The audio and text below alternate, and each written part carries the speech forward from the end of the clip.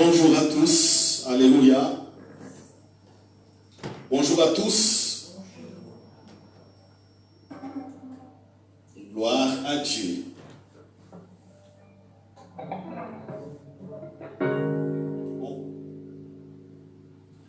Nous bénissons encore notre Dieu pour votre présence en ces lieux. Amen. Aujourd'hui, c'est une journée particulière à Bruxelles. Il y a peut-être un problème de mobilité parce qu'on se prépare à fêter une semaine de mobilité et dimanche prochain, ça sera la journée sans voiture. Donc, le dimanche prochain, que chacun prenne des mesures pour arriver ici en bus et tram. À Bruxelles, les bus et trams seront gratuits. Alléluia. Est-ce que je voudrais avoir un bon amen. Amen. Êtes-vous là? Amen. Ok, gloire à Dieu. Prions pour la parole encore une fois. Père, merci pour la parole.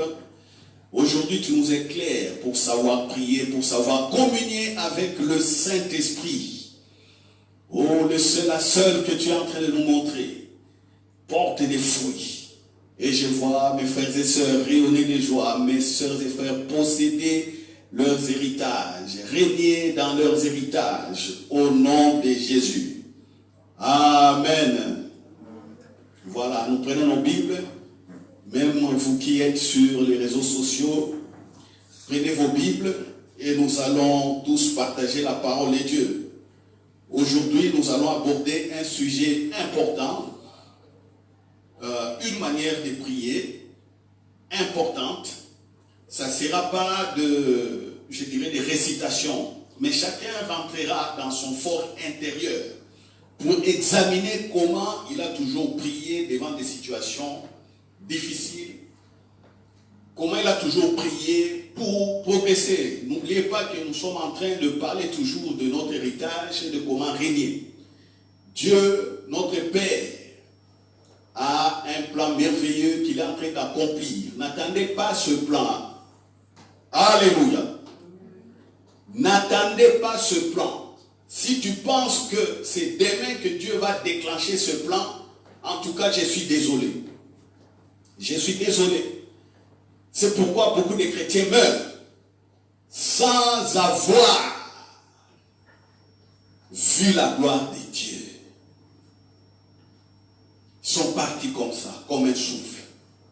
Pourquoi? Parce que dans leur tête, Dieu est au futur. Oh, il accomplira. Il fera. Non, Dieu a déjà fait, Dieu a déjà accompli, Dieu a déjà préparé un plan merveilleux pour vous et moi. Alléluia. Je vous avais dit, je rappelle que je ne prêche pas l'espérance, mais je prêche la foi. La foi, c'est le présent et c'est les actions. Alléluia. L'espérance, c'est pour des bébés spirituels qui arrivent à l'église. Ils veulent que Dieu fasse quelque chose. Ils sont là. Ils sont en train d'espérer. Oh, l'espérance, c'est pour eux. Mais quand on a grandi, on marche par la foi. Alléluia. Aujourd'hui, le sujet est, écoutez bien, 2 rois. 2 rois. Pas les 2 rois de l'évangile, mais 2 rois. Le roi là, c'est vous, c'est moi. Alléluia. 2 rois, virgule, mais l'un ne sait pas le seul à seul avec le Saint-Esprit.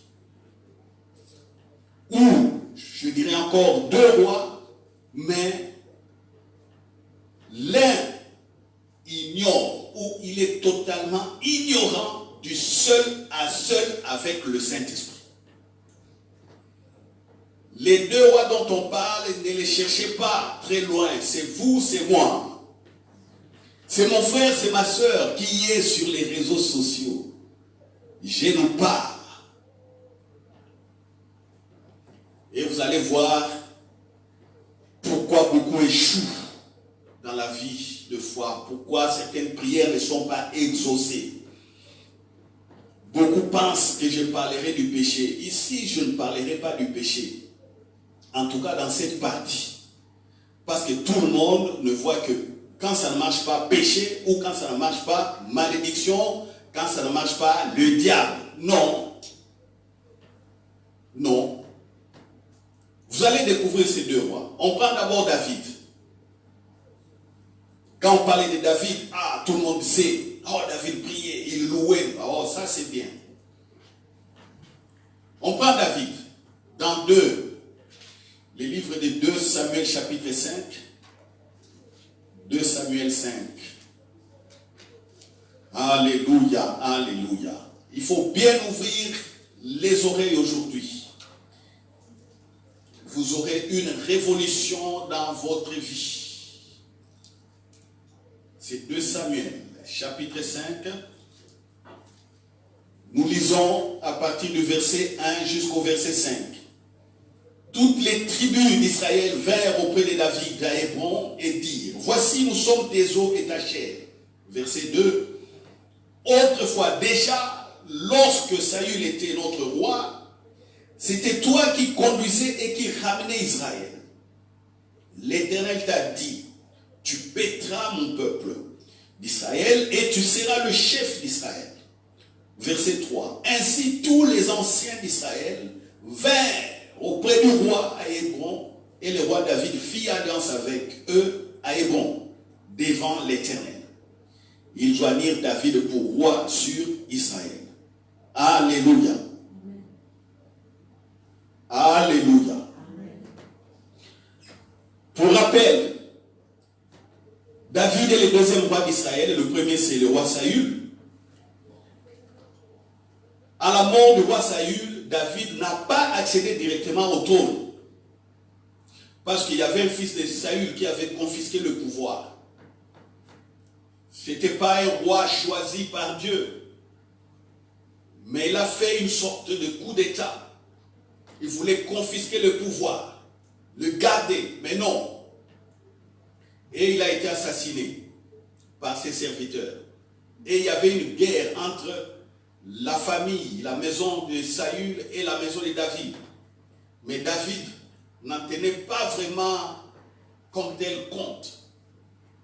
Il était intéressé à la parole que Dieu lui avait dite, qu'il est le roi d'Israël. Et quand le fils de Saül, Ishbosheth, qui avait conservé le pouvoir, je vous rappelle que Saül et son fils Jonathan, le prince, étaient morts au courant d'une guerre. Et son fils, donc Ishbosheth, qui avait usurpé le pouvoir, mourut aussi, assassiné donc par ses serviteurs, et David devint roi. C'est à ce moment-là que David devint roi. Alléluia. Tout Israël a reconnu David comme roi.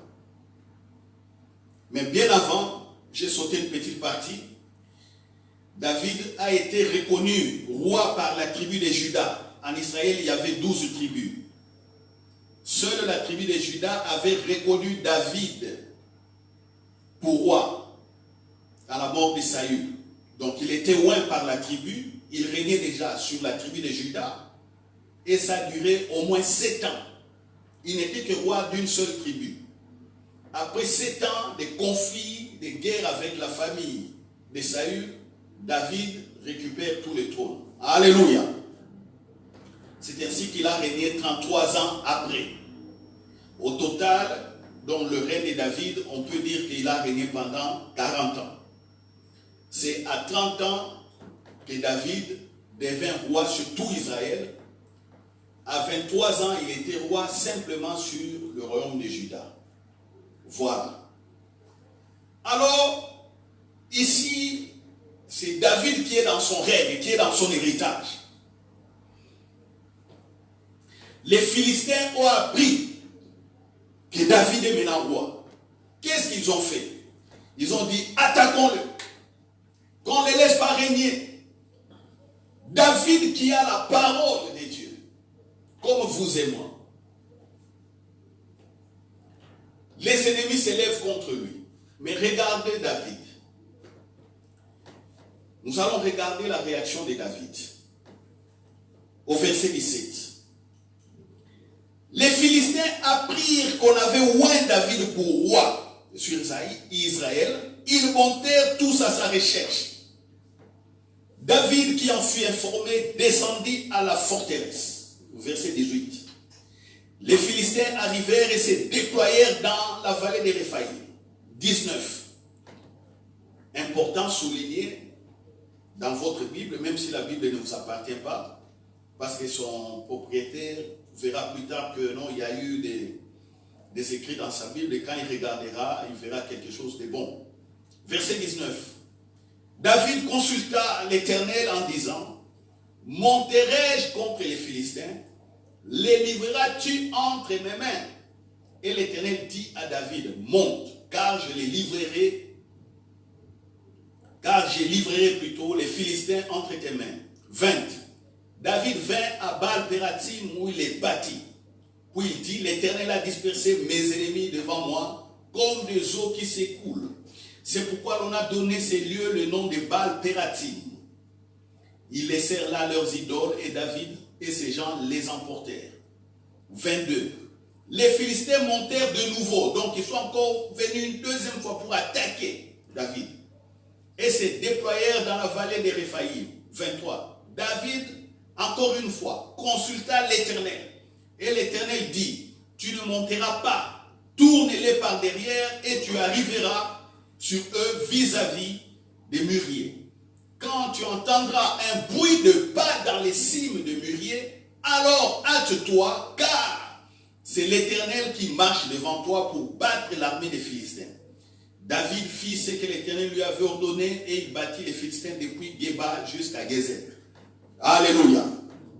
Nous avons lu l'histoire.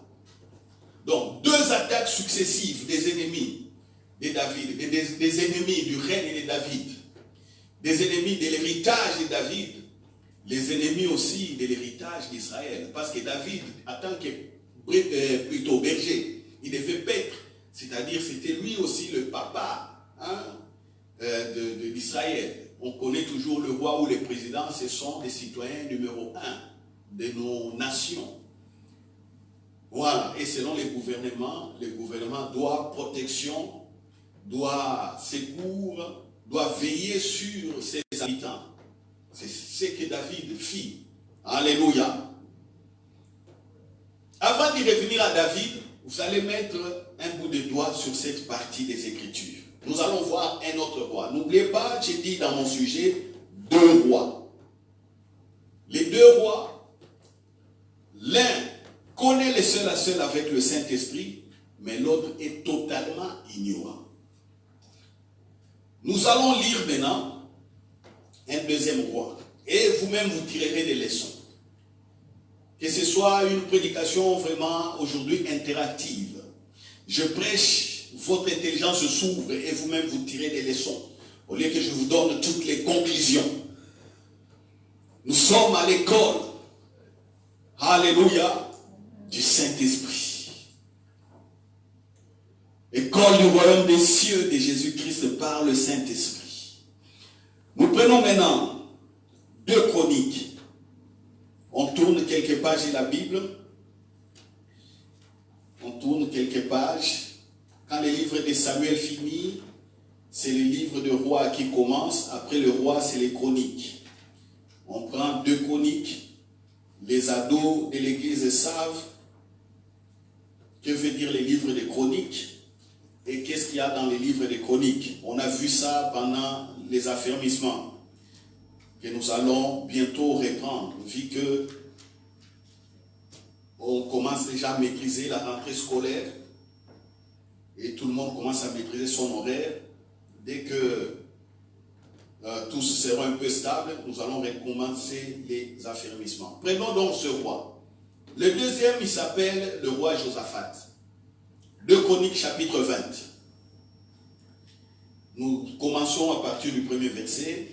Après cela, les fils de Moab et les fils d'Ammon et avec eux, les Maonites marchèrent contre Josaphat pour lui faire la guerre. Alléluia. Ici, c'est un roi. Ce roi Josaphat, il est le petit-fils de David. Donc David a eu Salomon, Salomon a eu Roboam, Roboram a eu aussi des enfants, en tout cas ceux qui passaient au trône. Il y a eu un jour Josaphat qui est arrivé. Au verset 2, on vint en informer Josaphat en disant, une multitude nombreuse s'avance contre toi depuis l'autre côté de la mer, depuis la Syrie, et ils sont à Hatsaton. C'est un mot compliqué. Hatsaton, Tamar, qui est Engedi. Toi, dans sa frayeur, souligné ou entouré dans sa frayeur. Dans sa frayeur, Josaphat se disposa à chercher l'Éternel. Et il publia un jeûne pour tout Juda. 4. Juda s'assembla pour invoquer l'Éternel et l'on vint de toutes les villes de Juda pour chercher l'Éternel. On s'arrête d'abord là. Alléluia. Si on essaie de comparer Josaphat et David, on voit les deux subissent les mêmes attaques, les mêmes coups.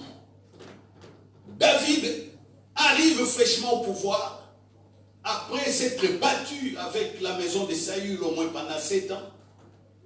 Il règne maintenant sur Israël, il rentre réellement dans sa promesse. Les Philistins se lèvent pour les détrôner, pour tout détruire.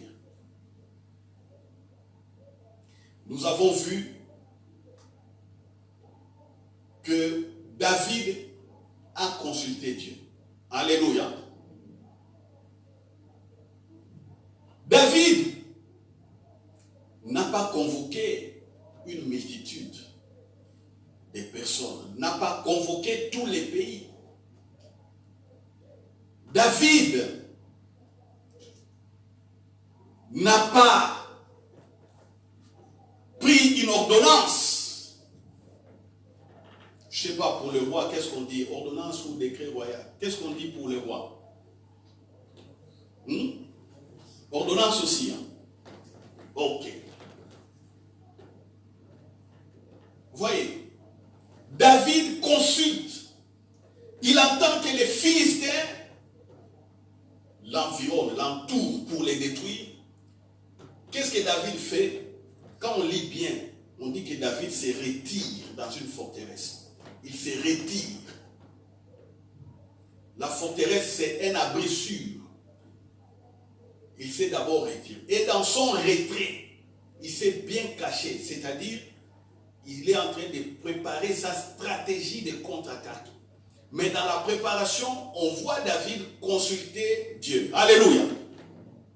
Est-ce qu'on a vu ça chez Josaphat? Lisez. Lisez verset 3.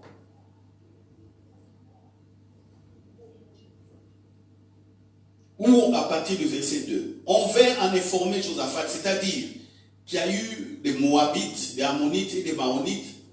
Ils veulent te détruire. Au verset 2, on vint en informer Josaphat en disant, une multitude nombreuse s'avance contre toi depuis l'autre côté de la mer, depuis la Syrie. Ils sont à Hatsaton, Tamar, qui est Engedi. Verset 3. Dans sa frayeur. Mais quand on regarde David, on dit, David se retira dans la forteresse et consulta. Ici, Josaphat, on dit, dans sa frayeur. La frayeur, c'est quoi? Que veut dire la frayeur? La peur. Est-ce que chez David, on parle de la peur? Déjà, le premier point capital. Chez David, on ne parle pas de la peur, mais chez Josaphat, on parle de la peur. Est-ce que David a pris une ordonnance pour convoquer tout Israël? On a lu, non. Mais regarde Josaphat. Il se disposa à chercher l'Éternel, tu vois. Et il publia un jeûne pour tout Juda. Il fait jeûner tout le pays. Venez, on est attaqué. Venez et prions. Allez, jeûne. Pour que Dieu entende, il faut jeûner. Pour que Dieu entende. Chez David, on ne voit nulle part tout ça. Vous allez comprendre la suite en lisant Josaphat. Et verset 4. Judas s'assembla pour invoquer l'Éternel et l'on vint de toutes les villes de Juda pour chercher l'Éternel. Donc tout le pays, on vient chercher. C'est comme si dans ce pays-là, il n'y a pas de juste. C'est comme s'il n'y a aucun juste dans ce pays, dans ce royaume à ce moment-là. Les gens prennent des trains, des avions, des bateaux, des délégations. Ils arrivent à Jérusalem pour chercher Dieu.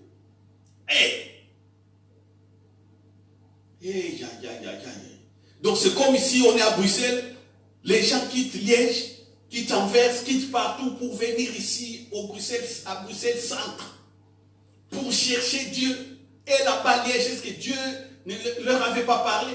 Ou à Mons ou ailleurs? Je ne sais pas, vous êtes dans quel pays, vous qui nous regardez sur les réseaux sociaux. Cameroun, Côte d'Ivoire, je ne sais pas, États-Unis, Canada. Les Canada, il y a des milliers de kilomètres. Vous êtes au Canada, mais vous faites 5000 kilomètres pour rejoindre l'autre ville.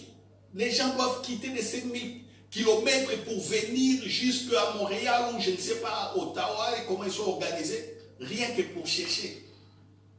Et dans leur parcours, dans les avions, dans les trains, Dieu ne parle toujours pas parce que Dieu doit leur parler plutôt à la capitale du pays. Est-ce que vous trouvez ça normal? Qui trouve ça normal?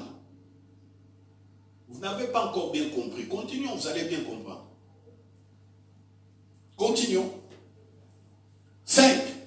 Josaphat se présenta au milieu de l'assemblée de Juda et de Jérusalem, dans la maison de l'Éternel, devant le nouveau parvis. Et il dit, voilà, il s'inspire de ce que Salomon avait fait quand Salomon avait construit les temples. Dieu avait dit, si mon peuple, sur qui est invoqué mon nom, prie et s'humilie, cherche ma face et se détourne de ses péchés, j'exaucerai et puis je pardonnerai son péché, je guérirai et ainsi de suite. Et allons vite au temple. Allons au temple. Mais, suivons, vous serez étonnés. Il dit, écoutez la prière du roi. Éternel Dieu de nos pères, n'es-tu pas Dieu dans les cieux? Et n'est-ce pas toi qui domines sur tous les royaumes des nations? C'est la prière de quelqu'un qui a peur. Quand il ne parle pas normalement. Il parle avec la peur. Et vous savez quand la peur vous saisit. Comment les gens parlent? C'est comme ça. N'est-ce pas, c'est toi le Dieu? N'est-ce pas, c'est toi qui nous as donné ce pays? N'est-ce pas, tu as dit à papa Salomon, qu'on vient d'ici prier, voilà, on est attaqué. Voilà. On continue. N'est-ce pas toi qui domine sur tous les royaumes des nations? N'est-ce pas toi qui as en main la force et la puissance et à qui nul ne peut résister? N'est-ce pas toi, ô notre Dieu, qui a chassé les habitants de ce pays devant ton peuple d'Israël et qui l'a donné pour toujours à la postérité d'Abraham qui t'aimait? N'est-ce pas toi qui nous as donné ce pays? Tu avais donné ça à papa Abraham. Maintenant voici, on vient nous attaquer. N'est-ce pas toi qui es le plus puissant? N'est-ce pas toi? Tu as dit, n'est-ce pas? Ça c'est la prière de ce roi, Josaphat. Continuons. Et bientôt vous serez étonnés. Verset 8. Ils l'ont habité et ils t'y ont bâti un sanctuaire pour ton nom en disant, s'il nous survient quelque calamité. Oh là c'est la réponse de Dieu à Salomon. S'il nous survient quelque calamité, l'épée, les jugements, la peste ou la famine, nous nous présenterons devant cette maison et devant toi, car ton nom est dans cette maison. Nous crierons à toi du sein de notre détresse et tu exauceras et tu sauveras. 10. Les choses sérieuses maintenant. Maintenant, voici les fils d'Ammon et de Moab et ceux de la montagne de Séir, chez lesquels tu n'as pas permis à Israël d'entrer quand ils venaient du pays d'Égypte. Donc, c'est les membres de leur famille. Hein. Les Moabites, les Ammonites, ce sont des enfants de Lot. Et les autres là, ce sont des descendants d'Abraham. Donc c'était leur cousin ou leur neveu Moabite qui les attaquait. Ils commencent à rappeler, oh Dieu, quand on venait ici, tu as dit qu'il ne faut pas qu'on les attaque parce qu'on a des liens de sang. Maintenant, regarde, ils se retournent contre nous. Oh Dieu, aïe, aïe, aïe. Car il s'est détourné d'eux et ne les a pas détruits. Écoutez maintenant le verset 11. Les voici ces peuples, nos cousins, nos neveux, nos ceci, cela. Les voici qui nous récompensent en venant nous chasser de ton héritage dont tu nous as mis en possession. Oh notre Dieu, n'exerceras-tu pas des jugements sur eux? Car nous sommes en force. Aïe, aïe. Un roi. Regarde la prière des rois. L'héritage. L'héritage c'est la promesse. Mais nous sommes sans force. Nous sommes. Ça sort de la bouche du roi. Est-ce que de telles paroles sont déjà sorties de la bouche de David? Nous connaissons l'histoire de David. Est-ce que David a déjà prié comme ça? Allô? Ici, je ne dirais pas alléluia. Allô? Est-ce que David a déjà prié comme ça? Un roi qui dit que nous sommes sans force. L'héritage est en train de partir. C'est quoi? C'est la peur. Voilà. On continue la suite. 12. Oh notre Dieu, n'exerceras-tu pas des jugements sur eux, car nous sommes sans force devant cette multitude nombreuse qui s'avance contre nous. Et nous ne savons que faire, mais nos yeux sont sur toi. Nous ne savons que faire. David, quand David prie, quand David consulte, il dit qu'est-ce que je dois faire? Alléluia. On m'attaque, je vais consulter. Est-ce que je dois attaquer les Philistins? Comment ferai-je? Voyez, ça c'est David. Est-ce que tu vas me les livrer? Je vois qu'ils sont là. Est-ce que tu vas me les livrer? Lui, il dit, je ne sais rien faire. Au lieu de demander à Dieu, montre-moi ce que je dois faire.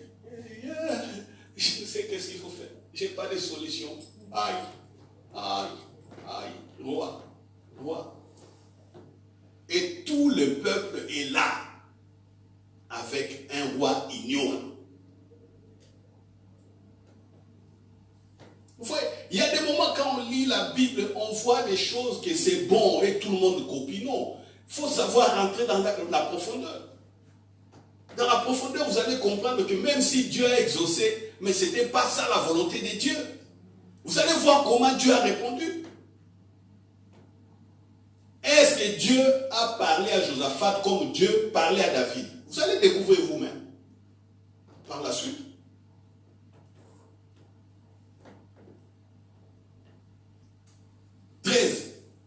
Tout Juda se tenait debout devant l'Éternel avec leurs petits-enfants, leurs femmes et leurs fils. Encore les fils de Juda. Donc, David aussi de la tribu de Juda. Ça devient le tribalisme. Tribalisme. Tous les gens de la tribu viennent soutenir leur frère de sang. C'est comme c'est notre frère qui est au pouvoir. Soutenons. Soutenons. Une prière pleine de tribalisme. Je dirais une stratégie avec tribalisme. On connaît le tribalisme. Qu'est-ce que ça fait comme dégâts, surtout dans les pays africains? Quand le roi s'entoure toujours des personnes de leur tribu. Voilà, c'est ça. Staff.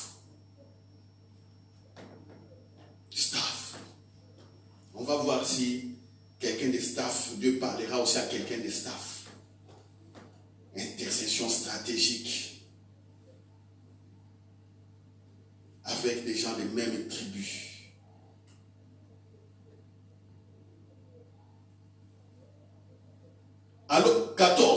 l'Esprit de l'Éternel saisit au milieu de l'assemblée Jacaziel, fils de Zacharie, fils de Benaja, fils de Jéel, fils de Matania, Lévite.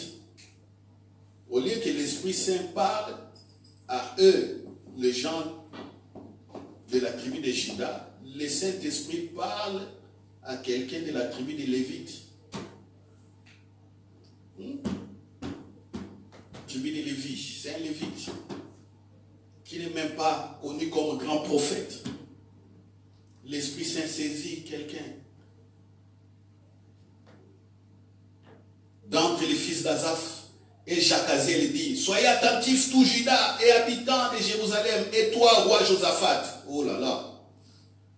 Ainsi vous parle, toi, roi, et le peuple. Ne craignez point et ne vous effrayez point devant ces multitudes nombreuses, car ça ne sera pas vous qui combattrez, ce sera Dieu.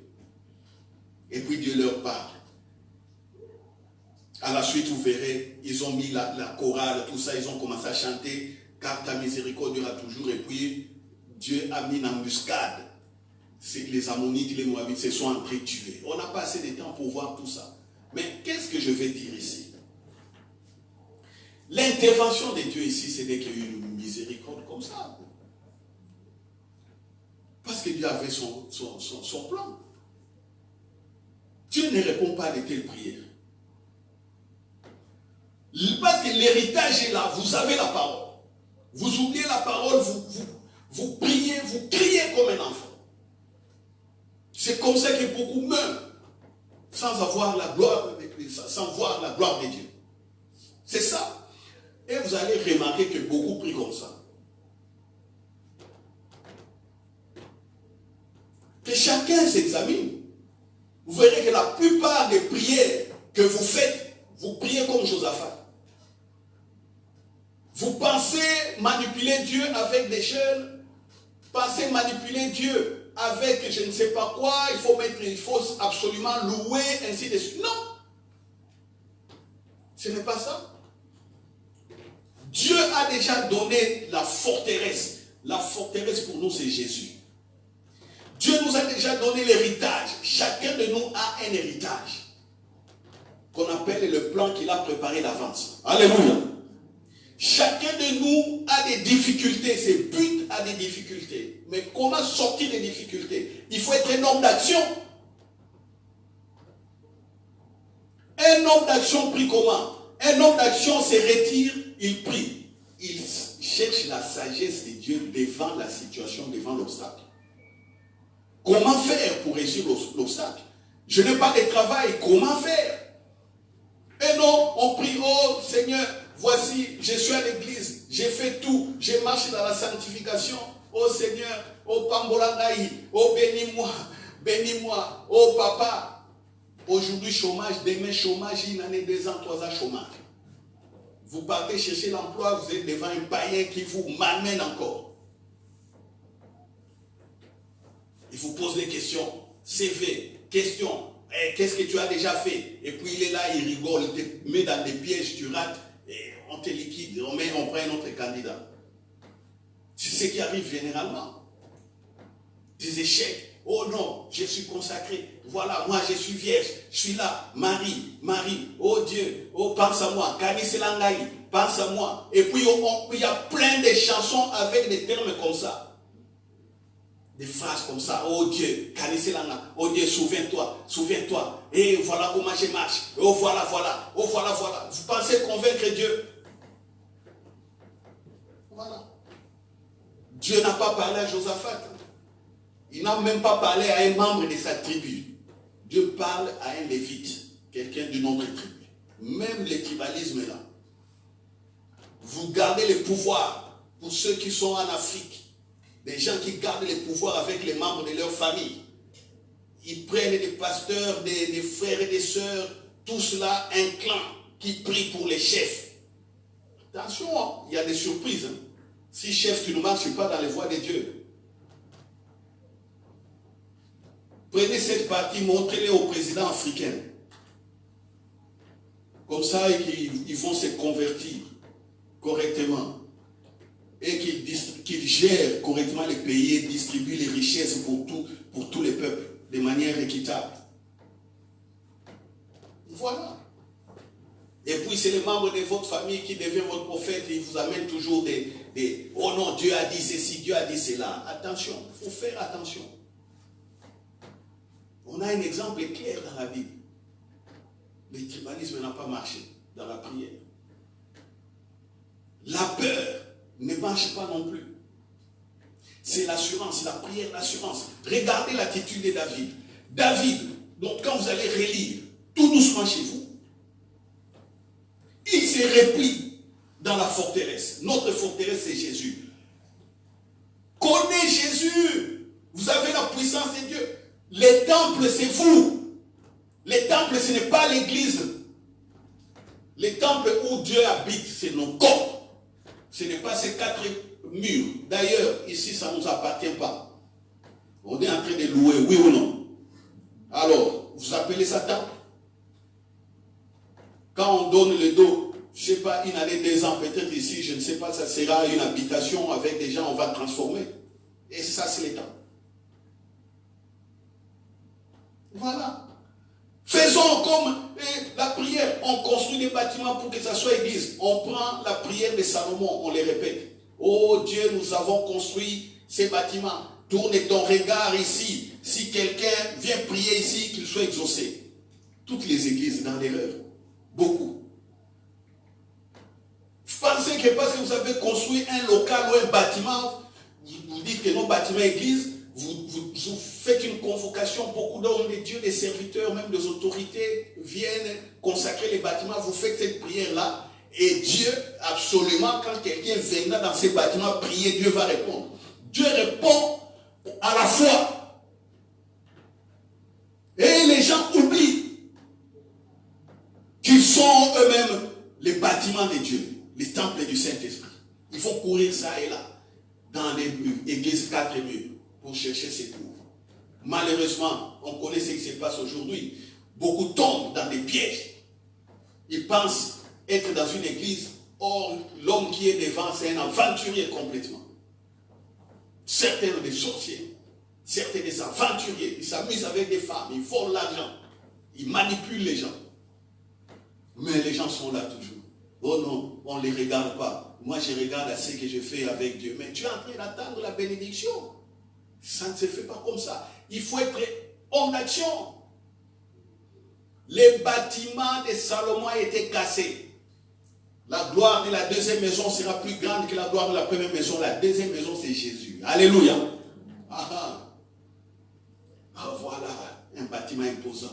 Non, si Dieu nous met dans de bonnes conditions, nous avons besoin de local, oui. Nous avons besoin d'avoir un bâtiment, oui. C'est pour ne pas être dispersé au niveau de l'énergie, pour concentrer les gens et les efforts, pour que les gens apprennent dans un endroit qui est centre ou quoi. C'est ça le rôle. Mais ce n'est pas qu'en quittant la Chine et venir dans ces bâtiments-là, tu seras exaucé. Est-ce que Dieu ne peut pas te répondre dans l'avion ou à l'aéroport? Il faut prendre l'avion et aller quelque part pour que Dieu te réponde. C'est ce qu'ils ont fait. À l'époque de Salomon, les gens étaient ignorants du Saint-Esprit. Ils ne connaissaient pas ça. Dieu avait prévu les choses telles quelles. Mais après Jésus-Christ, on ne parle plus des temples. Ces temples-là, on ne parle plus de ça. On parle de Jésus, qui est notre forteresse. Et notre héritage. Tout nous l'avons en lui. Alléluia. Par le Saint-Esprit. C'est pourquoi j'ai dit, il faut connaître le Saint-Esprit. Il faut prier. Il faut savoir s'isoler. S'enfermer avec le Saint-Esprit pour les seuls à seuls. David s'est retiré dans la forteresse. C'est la présence de Dieu. La forteresse là, c'est la présence de Dieu. Dieu est où? En toi d'abord. Son esprit est là. Partout où tu es temple ambulant. Tu te promènes, temple ambulant. Les problèmes arrivent, même s'il y a une certaine quête de tremblement, apaise-toi, apaise-toi. Prends le temps de commencer à questionner. Alléluia. Alléluia. C'est ça. Qu'est-ce que David fait encore? Il est en train de consulter. Dieu lui répond. David écoute la voix de Dieu. Il écoute. Dieu lui dit, voici, attaque. Pour la deuxième fois, Dieu dit, n'attaque pas comme ça. Va par derrière. reste auprès des mûriers, des arbres. Les mûriers. Tu vas entendre que je vais marcher sur les sommets des arbres. Quand tu vas entendre mes pas, attaque en ce moment.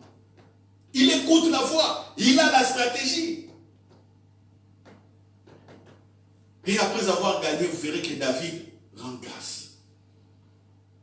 Il prie. Il dit, Dieu s'est déversé sur mes ennemis. Alléluia. Amen. Il rend grâce. Il rend grâce. Il a dispersé mes ennemis devant moi, comme des eaux qui s'écoulent. Voyez, la puissance et la communion, le seul à seul avec le Saint-Esprit.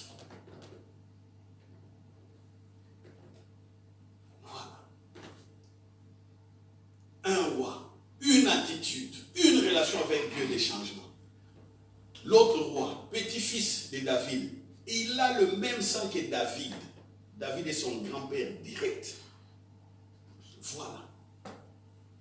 On fait prier le pays. On va dire que non, à l'époque d'Esther, c'était comme ça. L'Esther avait fait jeûner tout Israël. Esther ne régnait pas, n'était pas aux commandes du pouvoir. C'est deux contextes différents. Parce que quand on prêche comme ça, les gens prennent le cas d'Esther. Mais non, là, Israël avait jeûné, on voulait tuer tout le peuple. Esther a dit qu'on jeûne pour elle. Est-ce que c'est Esther qui était aux commandes du pouvoir? Non. Elle participait simplement à la royauté, c'est tout. Mais ce n'est pas elle qui commandait le pays. Ici, c'est vous qui êtes aux commandes de votre propre vie. Pas personne d'autre. Moi, plusieurs fois, il m'est arrivé que Dieu me refuse de consulter les prophètes. J'ai dit, j'ai un problème, je vais peut-être consulter quelqu'un, tout ça. Dieu refuse, il dit, non, tu n'as pas besoin. Plusieurs fois. Aussi, il m'est arrivé de demander aux personnes de prier pour... J'ai dit simplement, bon, je suis dans une situation, prie un peu, je veux savoir qu'est-ce que Dieu va te dire. Et sans vous mentir. Généralement, quand on me donne des prophéties, je vois que ça n'a rien à voir avec ce que moi je pense. Ou ils me disent d'autres choses qu'eux-mêmes ne comprennent pas. Ils sont en déphasage. J'écoute simplement. Qu'est-ce que Dieu a dit? Oh non, Dieu a dit, comme ça, beaucoup de sanctification. Beaucoup de ça. Oh, quoi ça? Quel beaucoup de sanctification encore? Ils ne savent pas que je suis déjà sanctifié la présence de Dieu. Beaucoup de sanctification. Je ne tombe pas en adultère avec des femmes d'autrui. Je ne vole pas l'argent. Beaucoup de sanctification en quoi? Je ne mens pas. Ah, sanctification en quoi encore? Je ne manipule pas les gens. Je fais l'examen de ma conscience. Oh voilà. Tu vois, Dieu a dit ça. J'écoute simplement, j'ai dit bon, ça va, merci. Eux-mêmes ne comprennent pas la volonté de Dieu. J'écoute. Je vous remercie d'avoir prié pour moi. Et je reste, je fouille dans la Bible, et puis j'attends, j'observe, je patiente, je vois des résultats. Alléluia. Alléluia. Amen. Voilà. Deux rois. Un roi qui a la communion seul à seul avec le Saint-Esprit. Un autre roi. Rien. Rien. Et puis tribaliste. Il s'appuie sur les gens. Il s'appuie. Non, c'est la grâce simplement qu'il est aidé parce que c'est la parole que Dieu avait donnée à David. Jamais, plutôt à toujours, tu auras toujours, pour toujours, tu auras toujours quelqu'un sur le trône. C'est comme ça que Jésus est venu de la tribu de Juda. Alléluia. C'est comme ça. Donc tous ces rois-là ont tenu parce que Dieu avait fait alliance avec David. Ce n'est pas leur prière incrédule qui leur ont donné des solutions. C'est Dieu regardait à sa parole qu'il avait donnée à David. Et devant David, il y avait la parole qu'il avait donnée à Abraham. C'est tout. Dieu regardait à ça. Quand beaucoup regardent, surtout les musiciens, ils regardent, vous voyez, la suite. La chorale était là, quand je commençais à chanter. Et, oh, la miséricorde de Dieu dira toujours. Et puis, Dieu a fait une attaque, les ennemis sont morts. Alors, Coran, vous savez, nous sommes l'armée de Dieu. L'armée, il faut chanter, prier. Ah. Des choristes qui n'ont même pas la foi, qui ne connaissent rien de tout ça. Qu'est-ce qu'ils vont faire? C'est pourquoi dans la chorale, il y a toujours des dégâts. Les filles, les choristes, impudicité. Les frères, impudicité. Des dirigeants, impudicité. Des chantres, des musiciens, ces musiciens stars, impudicité sur impudicité. Regarde ce qui se passe sur Internet. Impudicité. Des avorteurs, des manipulateurs des sœurs.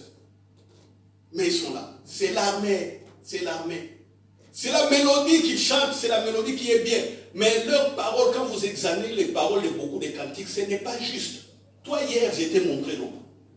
Je t'ai montré un cantique, je ne dirais pas les cantiques d'un groupe. Les jeunes Joël étaient là à la batterie. Je l'ai expliqué, j'ai dit, regarde tel cantique, ce n'est pas juste, jeune. Je lui ai montré. Mais les gens chantent ça, sans discernement. Quand vous chantez des choses sans discernement, qui sont comptées dans la Bible, les démons, sachez que les démons vous accompagnent.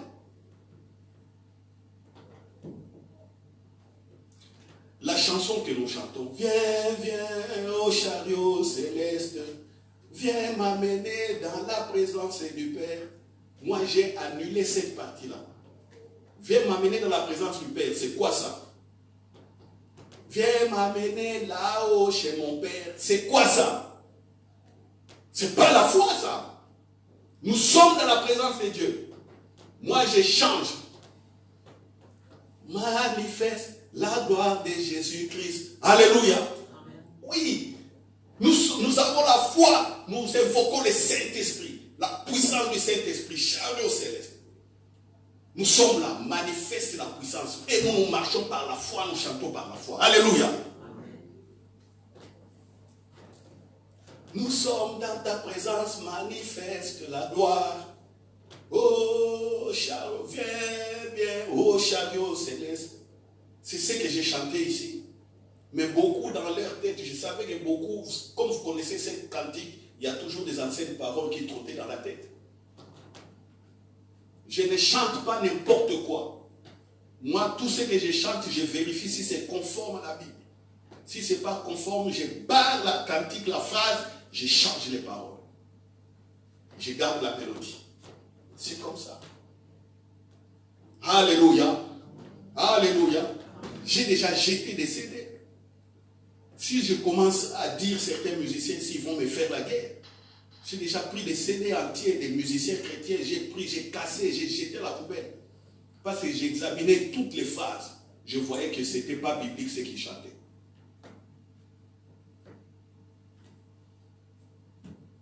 Voilà.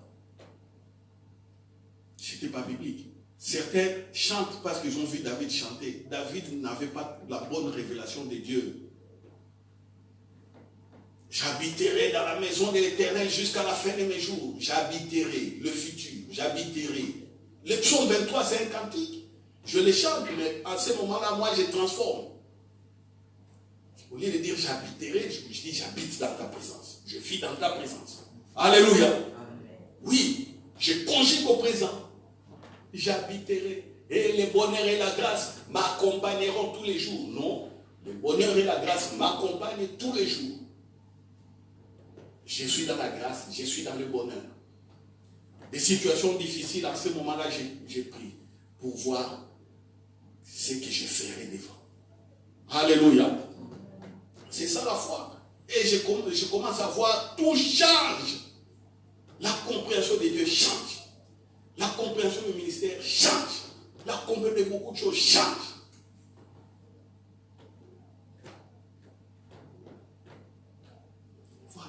L'Ancien Testament, c'est un communiqué.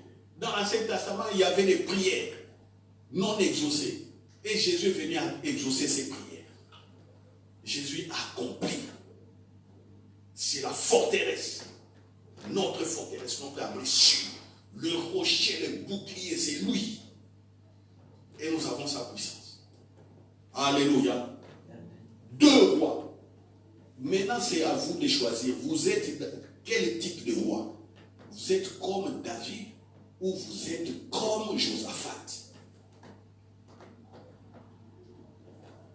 Ce que je vous ai dit aujourd'hui, le dimanche prochain, on prendra des cas dans le Nouveau Testament. Vous verrez que c'est la même chose encore.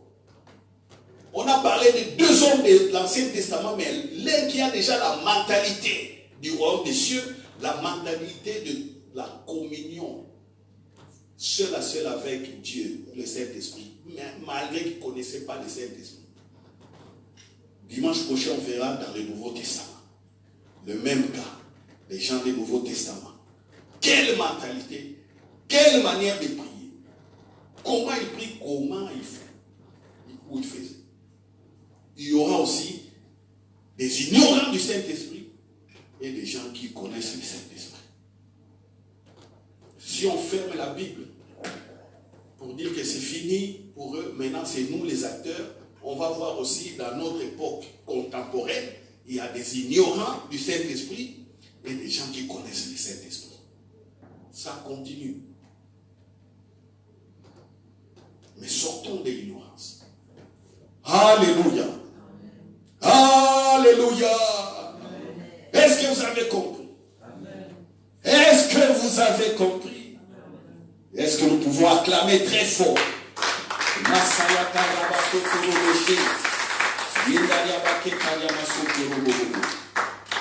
Allez méditer. Si vous n'êtes pas d'accord avec moi, vous qui êtes sur les réseaux sociaux, allez méditer. Mais je vous donne rendez-vous déjà le dimanche prochain pour vous montrer que ce que j'ai dit est vrai. Voilà. Prions. Père, merci. Tu nous éclaires sur la manière de prier, sur la manière de marcher avec toi. Jésus-Christ est notre héritage. Jésus-Christ est Dieu, il nous a tout donné. Voilà pourquoi je le bénis, je le bénis encore, je bénis l'œuvre.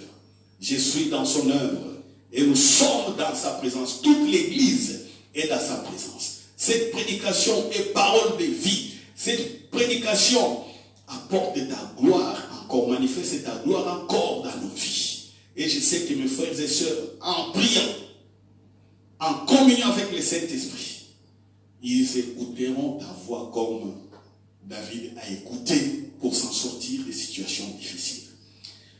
Oh, quand nous n'écoutons pas ta voix, papa, nous sommes dans des difficultés et nous sommes perdus. Mais pourtant, tu vis avec nous, tu es présent.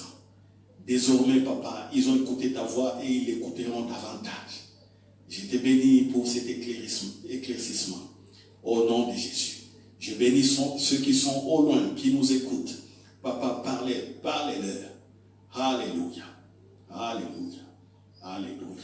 Que le Saint-Esprit leur montre la vérité. Alléluia. Dans l'Ancien Testament, tu exauças par la grâce. Dans le Nouveau Testament, papa, tu désires que nous soyons exaucés par la foi en Christ. Quoique ta grâce surabonde, quoique ta grâce nous surprenne toujours, parce que ce que tu as et que tu as préparé dépasse de loin notre entendement. Je bénis l'Église, je bénis ton peuple, je déclare tout le monde, alléluia, béni, au nom de Jésus, je brise la puissance de l'ennemi, alléluia. Tout ce que l'ennemi a préparé contre nous dans l'ignorance, je déclare que c'est sans effet, ça n'arrivera pas, parce que nous sommes dans ta présence. Ta gloire nous protège. Les anges sont là pour exercer leur ministère en notre faveur. Ainsi, priez au nom de Jésus. Amen. Alléluia. Alléluia. Maintenant, vous avez écouté, nous allons prendre la Sainte Seine. Prends la Sainte Seine avec la foi, avec ce qu'on a